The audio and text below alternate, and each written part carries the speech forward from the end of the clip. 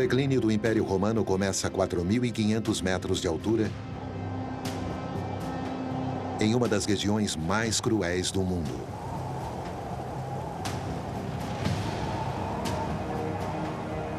$50.000 guerreiros bárbaros, oriundos do mundo antigo, se unem contra um único inimigo. Seu líder é um general envolvido em sangue para vingar a honra de sua família e destruir Roma, antes que ela consuma tudo em seu caminho.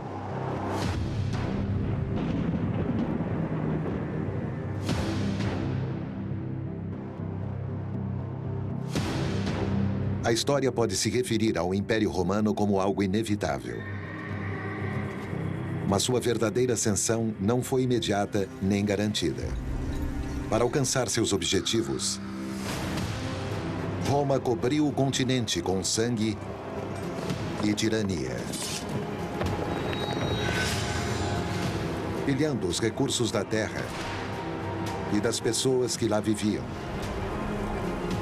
dividindo o mundo antigo em dois: romanos e bárbaros. Das multidões, emergiram os líderes improváveis que desafiariam o domínio de Roma. Bandidos, escravos, guerreiros, rebeldes. Esta é a história de sua ascensão.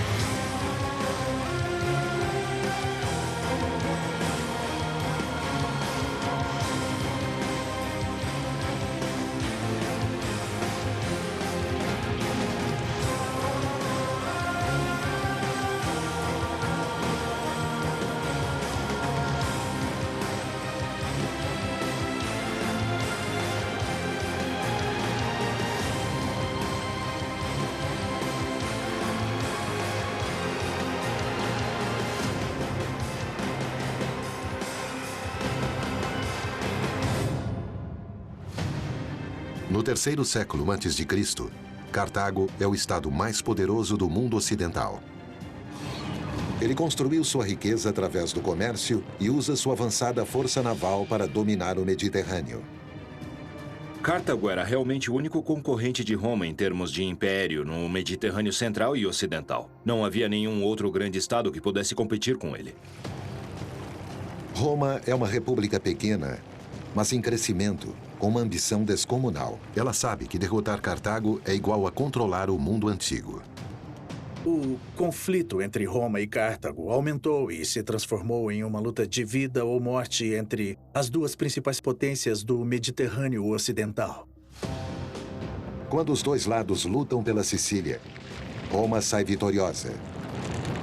Ela também é adaptável, construindo uma frota marítima completa para forçar Cartago a uma chocante derrota. Roma obriga Cartago a assinar um incapacitante tratado de paz na tentativa de derrotar sua inimiga. Suas implicações para Cartago ficam desoladoras. Entre outras coisas, Cartago fica efetivamente sem sua frota marítima. Ela também fica sujeita a pagar uma indenização substancial. Os perigos de se tentar impor uma paz punitiva sobre um povo é que o povo que está sendo punido poderá muito bem querer vingança. A derrota é uma humilhação pessoal para o general cartaginês no comando, Amílcar Barca. Seu filho mais velho, Aníbal, tem 9 anos de idade. Amílcar obrigou seu jovem filho basicamente a dedicar sua vida inteira a um só objetivo: a destruição de Roma.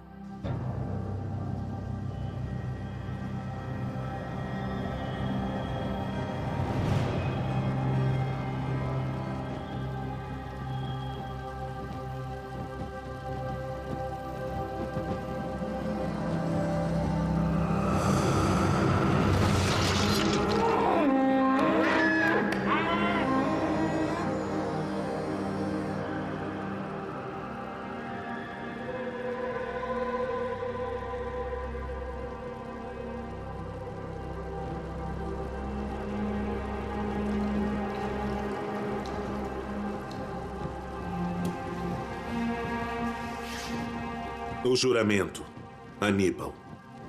Eu juro pelos deuses imortais que não descansarei até que o coração de Roma perca até a última gota de sangue pela espada de Cartago. Mais uma vez.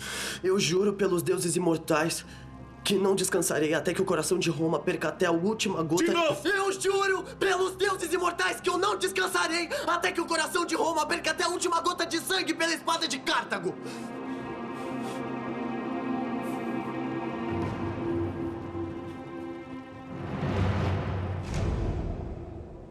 Aníbal espera quase 2 décadas por uma chance de se vingar.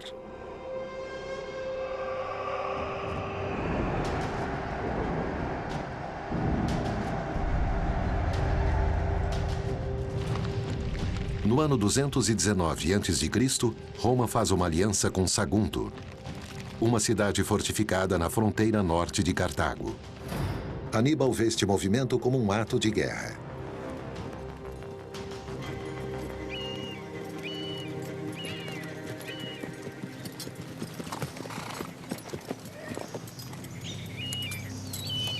Nossa vizinha foi tomada. Sagunto está do nosso lado da fronteira. Esqueça as fronteiras. Elas são para os políticos. A aliança de Roma com Sagunto foi um insulto deliberado. E se não respondermos? O que nós somos? Covardes? Sabe qual é a resposta? Então vamos lutar. E vingar a promessa que fizemos ao nosso pai.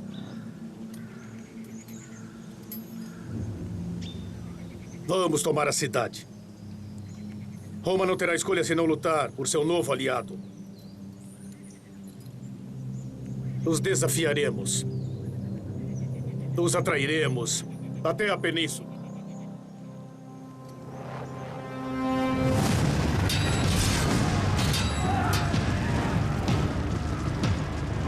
Aníbal sitia Sagunto durante 8 meses.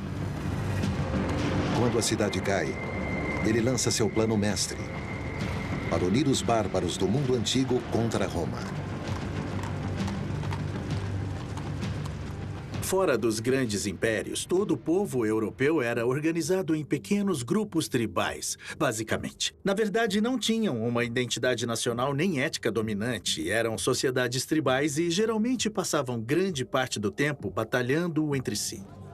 Aníbal enfrentou um desafio com dificuldades extremas. Como fazer uma aliança com os diversos grupos de tribos bárbaras que falavam línguas diferentes.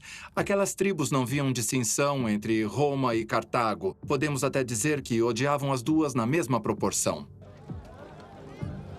Ele tinha que dar para eles um bom motivo para que eles lutassem ao seu lado. E esse motivo era: se vencermos, vocês serão livres. Se perdermos, vocês serão escravos. Aníbal pôde trazer os bárbaros para o seu lado, explorando um dos grandes pensamentos do mundo antigo. A ideia de que o inimigo de meu inimigo é meu amigo. Aníbal convoca as armas, tribos da Ibéria, Gália, até o norte da África e os lusitanos da Península Ibérica Ocidental. Os lusitanos eram grandes guerreiros, eles eram lutadores fantásticos e estavam muito acostumados à independência durante séculos e séculos, então eles nunca desistiam.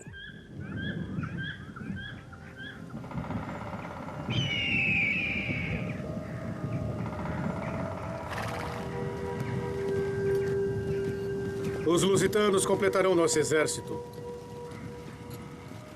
É sabido que eles nunca oferecem trégua. Nunca precisaram de uma. Bom, ou nos darão ouvidos, ou nos matarão.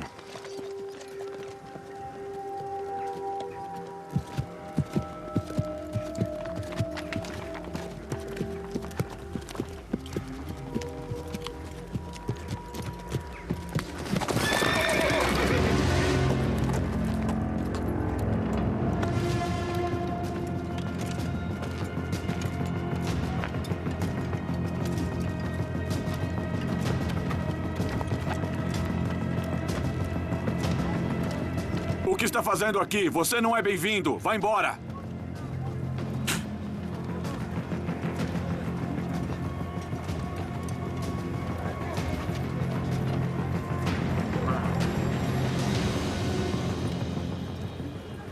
Na última vez que esse povo foi tolo bastante para vir aqui, tentaram nos conquistar.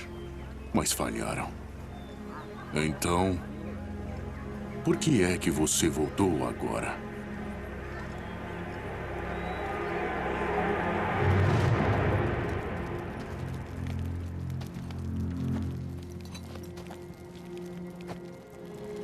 Nós enfrentamos o mesmo grande inimigo, Roma.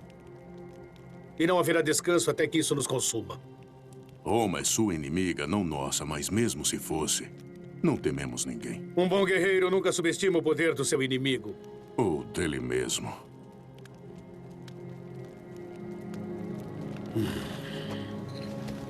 Cartago não conseguirá derrotar Roma sozinha. Então, se fizermos aliança com Roma, vocês serão os próximos. Eles já puseram seus olhos na Península Ibérica e na Lusitânia. Porém, Roma pode ser detida se lutarmos juntos. Então, talvez devêssemos lutar com Roma contra você e Cartago. Vá em frente e veja o que acontecerá quando Roma usá-los para nos destruir e depois se voltar contra você e a Lusitânia. E você? E Cartago? Nós o recompensaremos. Com o quê? As riquezas de uma república cuja riqueza está além da imaginação. Quando você paga tributo em nossa honra, entenda isso. Você não está comprando. Então, está de acordo?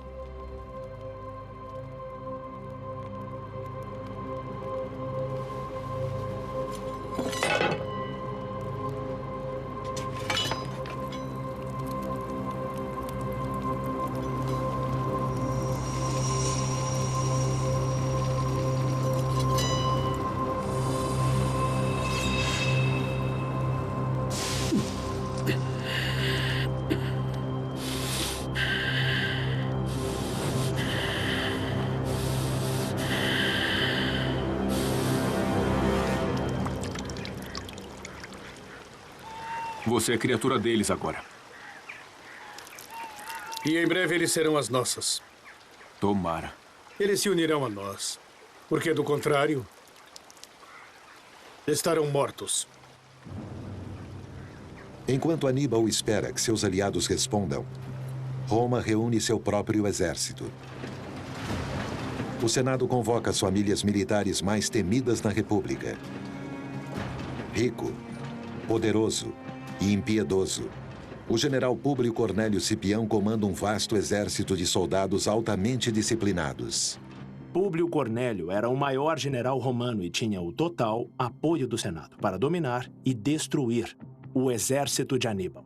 Bom, a máquina de luta romana era um corpo incrivelmente disciplinado e organizado. As pessoas eram treinadas sistematicamente, os soldados eram organizados em companhias. Eles sabiam muito bem como lutar pelo sistema, eles praticavam com suas armas, eles eram profissionais.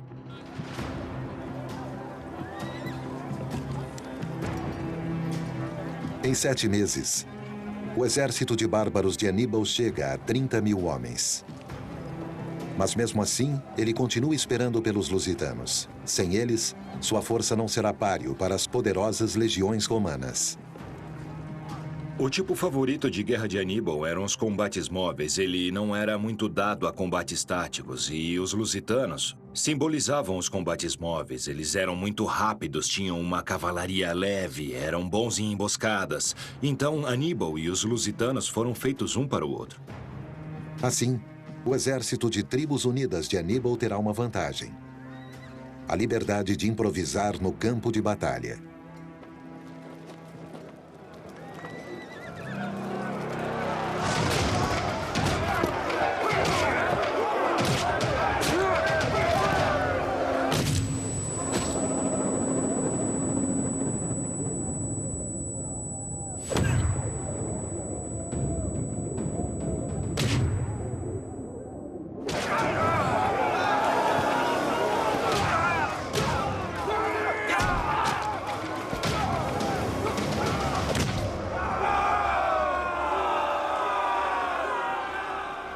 Ele viu que não era páreo para o inimigo, então optou por ser mais esperto.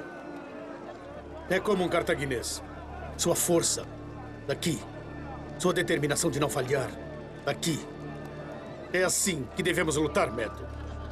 É assim que destruiremos as forças romanas.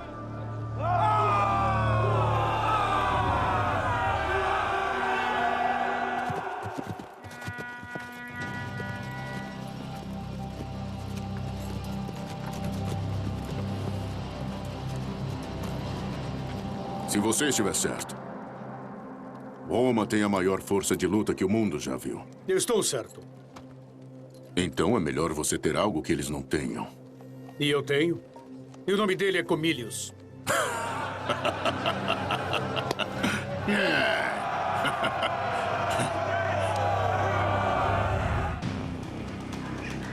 O império que um dia reinará sobre o mundo antigo começa como uma república pequena, porém ambiciosa, com desígnios de poder absoluto. O poder pode ser bom ou ruim. O que importa mesmo é quem está em posse desse poder, o que motiva essa pessoa e como ela o usa. Mas à medida que Roma espalha sua cultura pela força, alguns se erguem para reagir. Entre eles está Aníbal Barca de Cartago. Para desafiar a República, ele reúne um exército de tribos bárbaras com grandes diferenças entre si, sob uma única bandeira, e arrisca uma ousada estratégia que nunca fora tentada. Líderes militares que se tornaram grandes capitães na história só o fizeram porque tiveram a habilidade de visualizar vários meses à frente e fazer um planejamento. Cada movimento é tipo um jogo separado de xadrez. Roma se acovardará quando chegar a Segundo e vir milhares de nós esperando. Não. Eles não vão aportar em Segundo? Eles não verão esses milhares. Não vamos lutar em Segundo? Iremos destruí-los em seu próprio solo. Eu não entendo. Vamos marchar até Roma. Impossível. Diz isso porque nunca foi feito antes. Vai fazer um exército marchar por mais de 3.200 quilômetros. Tenha fé.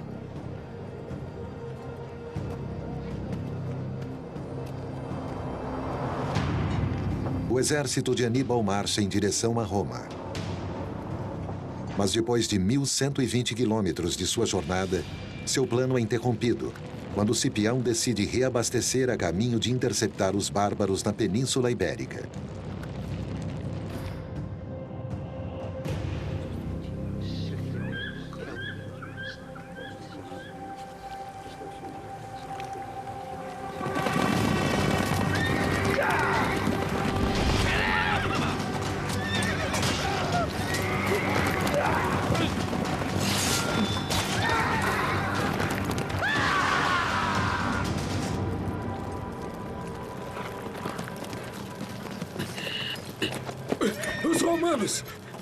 Os romanos, senhor. Descobriram nossos batedores. Eles farejam suas vítimas. Agora vão querer nos caçar. Não podemos enfrentá-los agora. Informe aos guardas que estão rio abaixo e convoque os homens. Preparem a cavalaria e reúnam provisões. Precisamos partir esta noite. Não! Precisamos levantar acampamento e ir para o leste, para as montanhas. Mas, Aníbal... Agora! Levanta acampamento!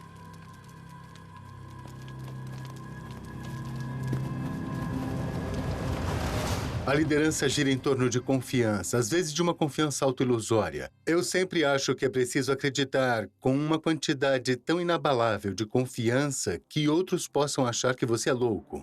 Vai mesmo continuar com esse plano? Passaremos por covardes. Se ficarmos e lutarmos contra o exército de Cipião, teremos uma vitória grande e gloriosa. Exatamente. Mas isso não significaria nada. Nós venceríamos a batalha, mas não a guerra.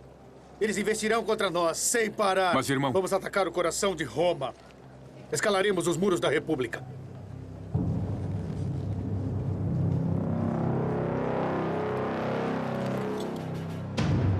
Roma acredita que as montanhas sejam uma fortaleza impenetrável, uma barreira natural que a protege de ataques.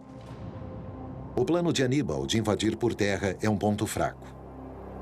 E atravessar pelos Alpes é um movimento calculado para intimidar o inimigo. A travessia pelos Alpes foi espetacular porque foi única naquela época. Ninguém antes dele tinha ousado, nem sequer imaginado algo como aquilo. A disposição de Aníbal de levar adiante esse desafio de atravessar os Alpes para entrar no desconhecido nos diz muita coisa sobre ele como líder. É por isso que ele é reconhecido como um dos maiores líderes militares de toda a história humana.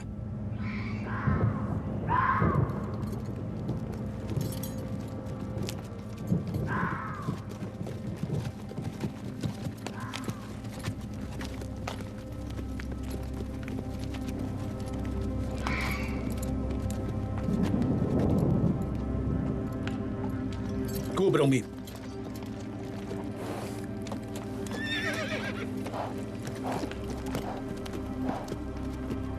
Ele não sabia nada sobre os Alpes, ele não conhecia nada, provavelmente não sabia nada sobre os habitantes dos Alpes, que eram as tribos locais. Eles eram povos isolados e muito rudimentares, e eles tinham muitos ciúmes de suas terras.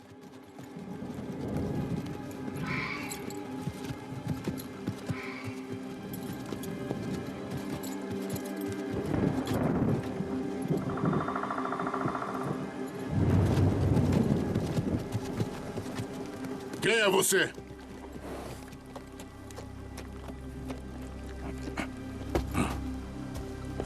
Eu usarei a minha espada para cortar a ponta da sua língua se você não disser logo quem é.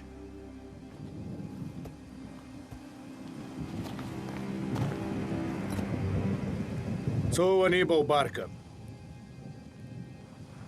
Eu sou Margulos, do povo de Voi. Ciganos pela aparência. Recebeu minha mensagem? Eu vim do outro lado das montanhas para me juntar a vocês antes que os romanos nos façam todos refugiados. Não sobraram. Muitos de nós, a maioria de nós foi massacrada. Nossas mulheres capturadas.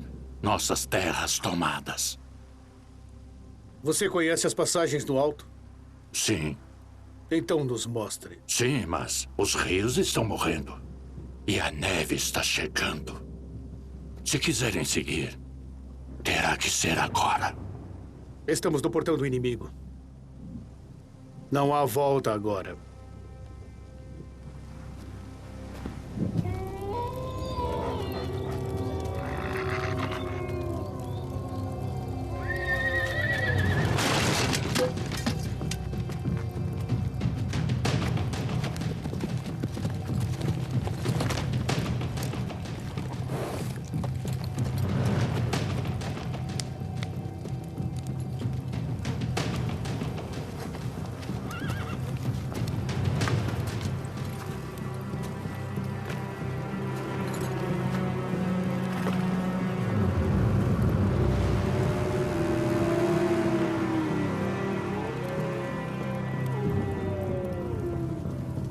Aníbal parece ter sido bem mais esperto que Cipião naquele ponto devido à velocidade de seu avanço. Cipião não estava esperando que Aníbal atravessasse pelos Alpes porque aquela atitude era algo impensável, era um projeto louco.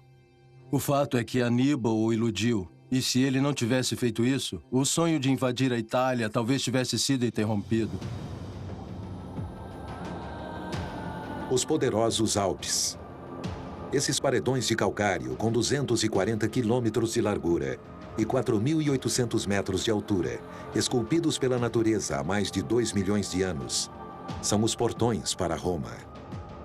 Até hoje, os Alpes são sinônimos de, se quisermos chamar assim, de barreira impenetrável. Mas quando ele vê os Alpes, é algo assustador. As montanhas são altas, os picos estão cobertos de neve, é um terreno escarpado e acidentado. Não tem como um homem do norte da África esperar algo como aquilo. O exército de Aníbal começa a subida em outubro de 218 a.C. 38.000 guerreiros bárbaros. 12.000 unidades de cavalaria africana e seus cavalos, e 36 elefantes de guerra, tidos como a arma de ataque de assinatura de Aníbal. É aparentemente insano.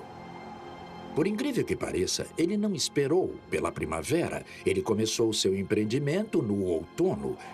Então, ele se preparou para atravessar os Alpes nas piores condições climáticas. O que começou como uma grande e gloriosa campanha, logo se tornou um pesadelo.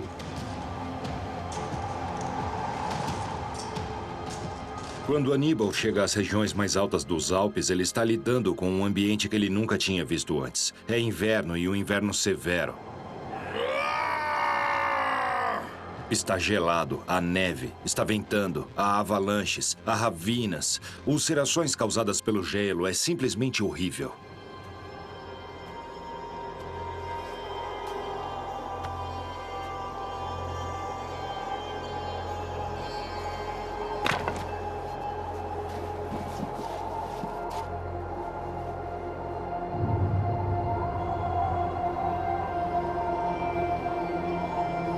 Quantos homens terão que morrer antes que você admita seu erro? Você e sua arrogância. Suas visões de glória. Deus precisa de glória, Aníbal. Nós ainda não perdemos. Eles cantarão canções sobre nós. Eu prometo. E se estivermos mortos? Principalmente se estivermos mortos.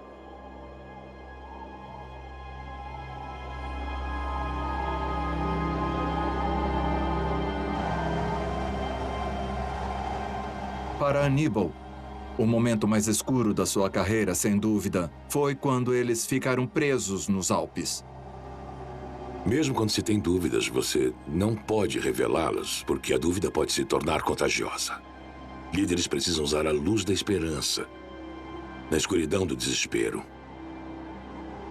Parecia que ele havia conduzido seu exército para dentro de uma tragédia absoluta.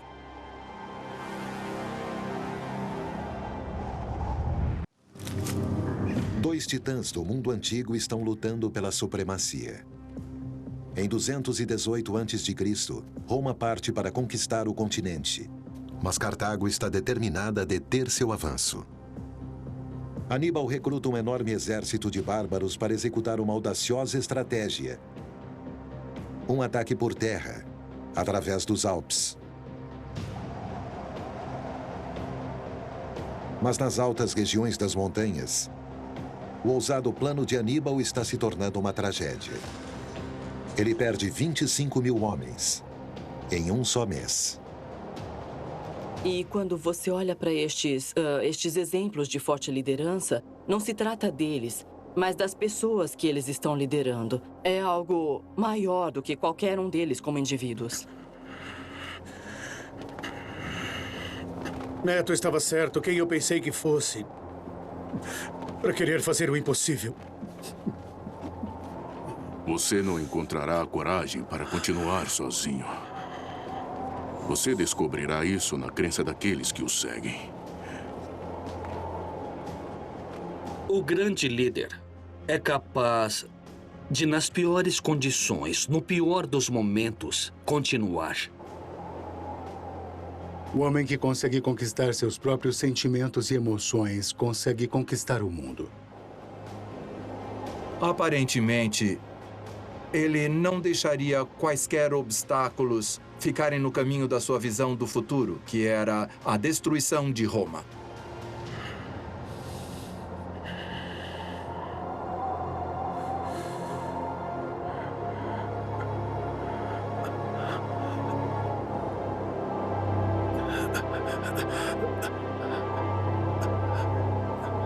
Neto! Cornelius!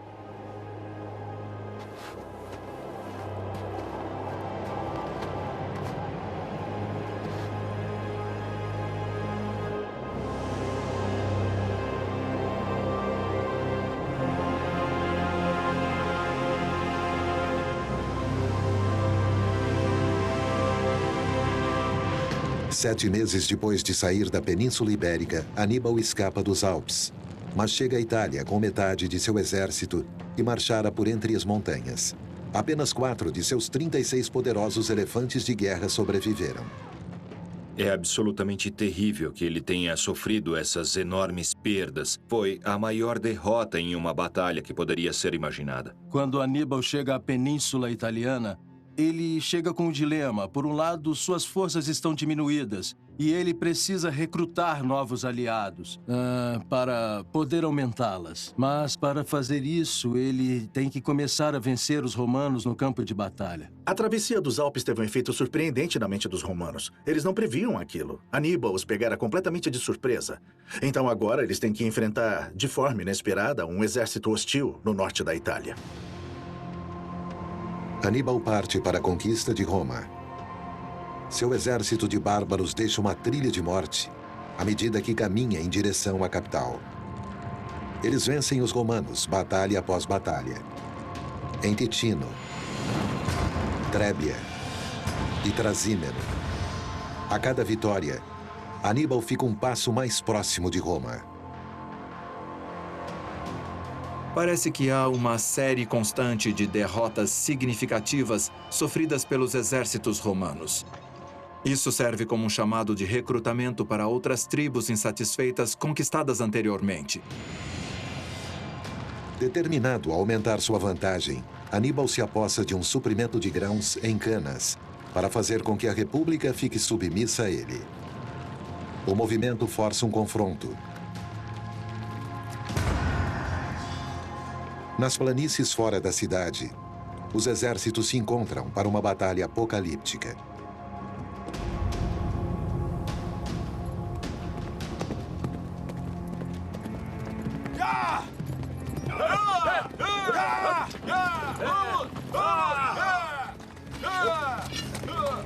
Estamos prontos. Leve seus homens às suas frentes. Provoquem os romanos enquanto estiverem com seus cavalos. Faça qualquer coisa para provocá-los. Hoje a jornada termina.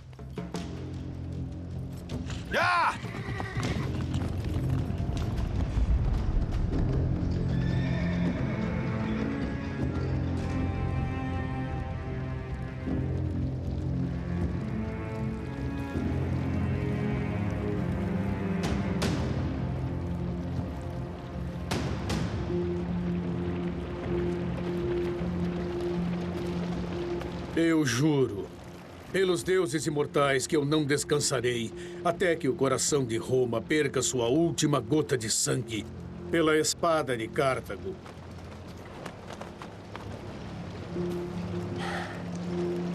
"16 legiões, 85 mil homens. Eles são quase o dobro de nós. Ótimo. Deixe que tragam seus últimos homens para o campo. Eles cairão em nossa armadilha.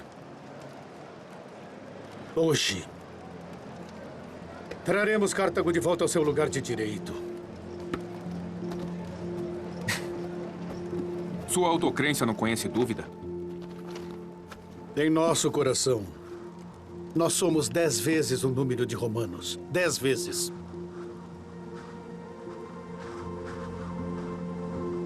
Quantos mais deles houver, maior nossa vitória.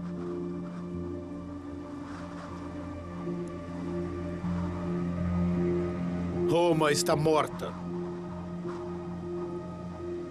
Só não sabe disso ainda.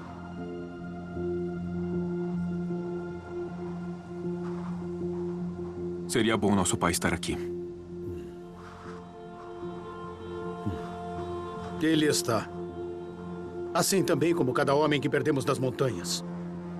Cada guerreiro que sacrificou a sua vida para nos trazer a esse momento. Foram os bárbaros que exigiram proteger sua própria liberdade. Eram os chamados bárbaros os que eram opostos à escravidão. Foram os bárbaros que se recusaram a sucumbir aos esforços de Roma para torná-los escravos. Eles foram os primeiros a lutar por liberdade. Poderíamos ter ficado a 3.200 quilômetros e lutado contra Roma, na Península Ibérica. Mas nós não queríamos lutar só com um braço de Roma. Nós queríamos colocar nossas mandíbulas em torno do pescoço deles e arrancar sua cabeça.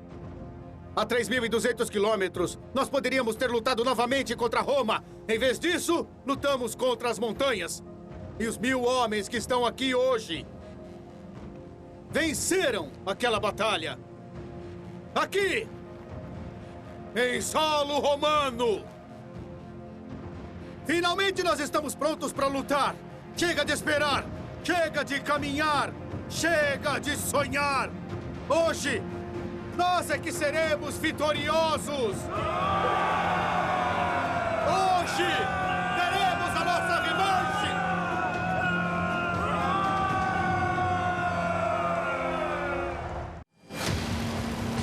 O poder de Roma está em ascensão. Mas ela tem um rival formidável pelo controle do mundo antigo. Cartago. E seu grande general, Aníbal. Seus exércitos de bárbaros subiram os Alpes para atacar diretamente o coração de Roma. Agora, 2 exércitos antigos estão prontos para uma batalha épica. De um lado, 85.000 soldados romanos. De outro, 50.000 guerreiros bárbaros determinados a deter o avanço de Roma pelo continente. Cipião imagina uma vitória gloriosa. Mas ele está subestimando o comandante dos bárbaros. Aníbal preparou uma armadilha. O plano de Aníbal para a Batalha de Canas é absolutamente brilhante. Os diferentes estrategistas, desde então, vêm tentando copiar o que ele conseguiu, porque sua tática representa a perfeição tática. O plano de batalha de Aníbal se firmava em 3 movimentos-chave.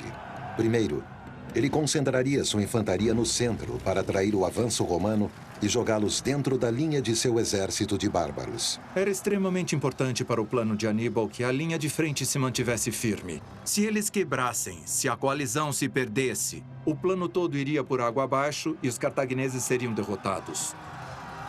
Depois, 2 grupos de tropas de elites avançariam pelas laterais, encurralando os romanos dentro do grupo.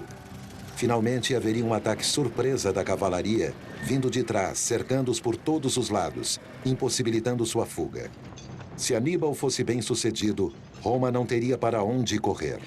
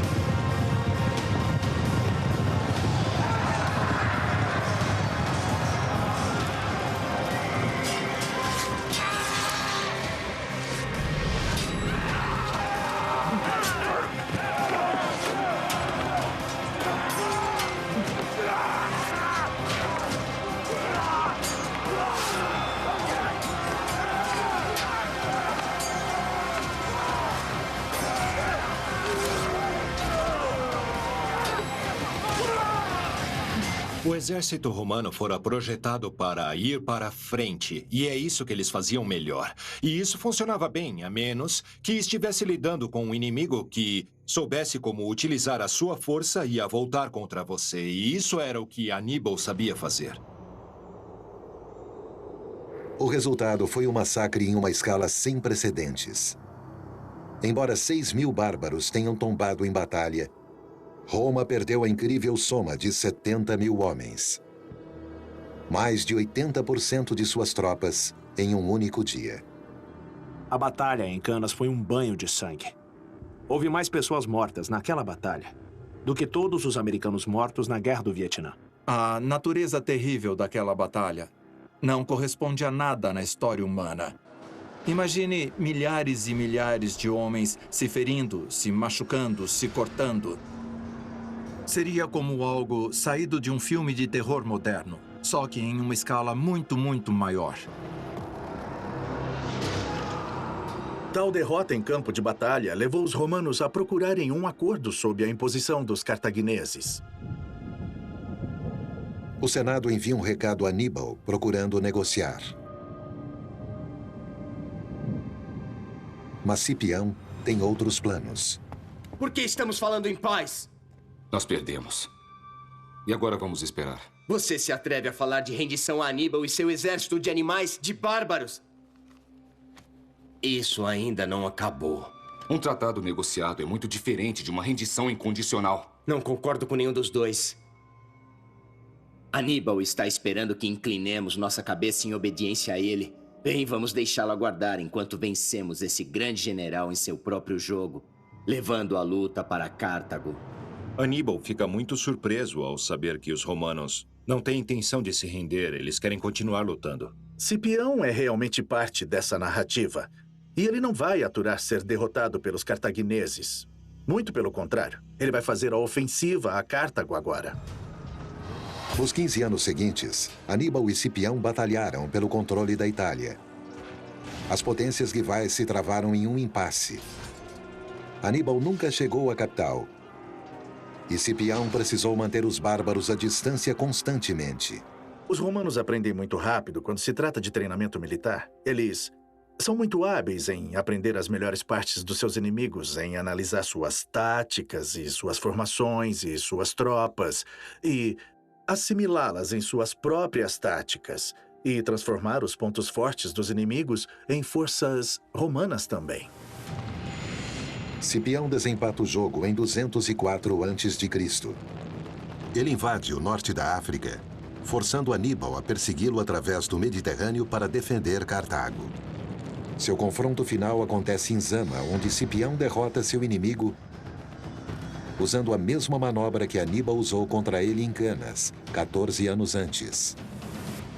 Uma das tristes ironias na história de Aníbal foi que, no final, sua estratégia foi incorporada à escola militar de Roma. Deve ter sido incrivelmente angustiante e frustrante para Aníbal ver que Cipião foi extremamente capaz de usar suas próprias táticas contra ele no conflito final.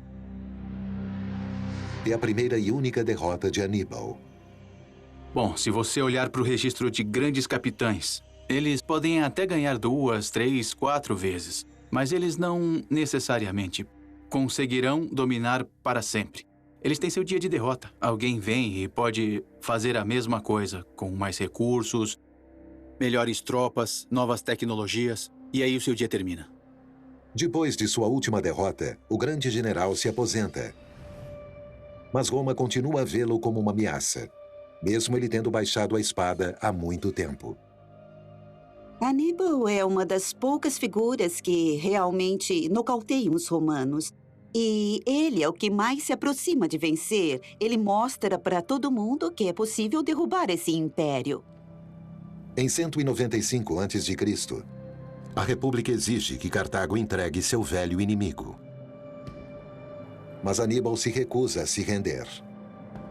Ele se voluntaria para ser exilado. Agora, com quase 60 anos, o homem que é talvez o maior soldado que o mundo já conheceu, oferece a seu inimigo mortal uma derrota final.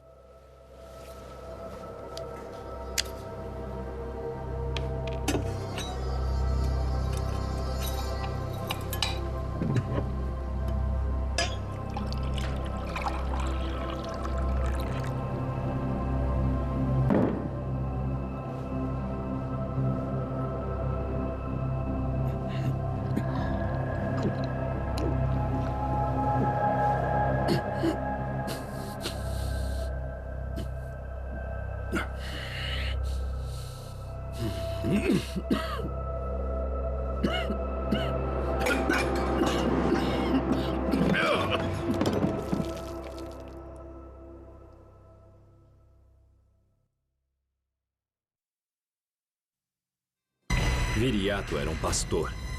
E para sobreviver como um pastor, você precisava ser meio que um bandido. As emboscadas de Viriato foram um grande choque para Roma, assim como suas grandes conquistas. A Lusitânia acabou se tornando o Vietnã do Império Romano.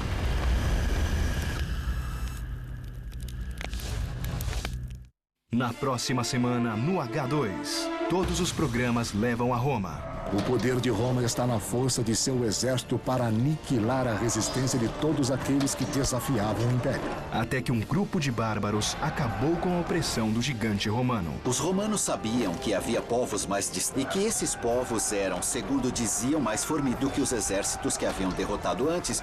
A queda de Roma, na próxima semana. No H2, muito mais história.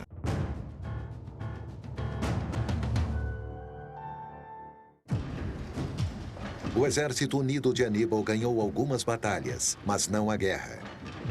E da próxima vez que os bárbaros ficassem contra Roma, eles precisariam de uma nova tática para derrotar um inimigo que estava se tornando impossível de ser detido. Se entrasse em conflito com Roma, você poderia contar com a destruição. Com Cartago derrotado, a República está livre para conquistar o Mediterrâneo. Em 150 a.C., suas fronteiras se estendem a partir da Grécia para o leste e para a Península Ibérica a oeste. Mas à medida que os bárbaros continuavam a resistir ao estilo romano de vida, eles descobrem as consequências de uma rebelião contra a República. Aqueles bárbaros que haviam se aliado aos cartagineses tinham que pagar um preço, e esse preço seria terrível. As tribos que se aliaram a Aníbal contra Roma são as primeiras a morrer pela espada. Os lusitanos, guerreiros celtas do oeste da Península Ibérica, são o próximo alvo de Roma. A ação romana tinha que ser muito terrível e muito cruel para dissuadir o restante da nação espanhola de resistir. 28 anos depois da morte de Aníbal, Roma invade a Península Ibérica Ocidental. O governador Sérvio Galba é autorizado a usar a força contra os lusitanos. Mas ele faz muito mais do que isso. Galba convoca as tribos para ouvir os termos de um tratado de paz. Um acordo que promete reassentá-las em novas terras. O que se segue é uma lição brutal na diplomacia de Roma.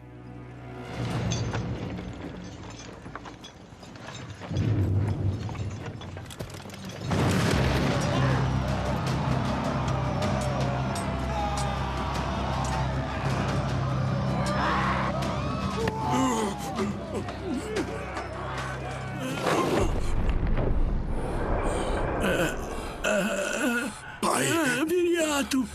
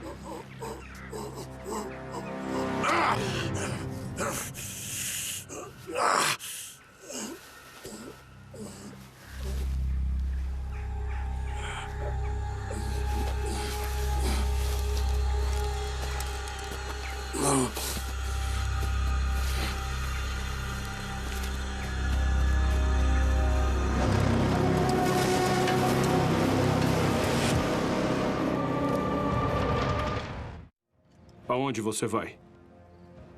Caçar. Eu não posso voltar para Roma sem a cabeça do Viriato.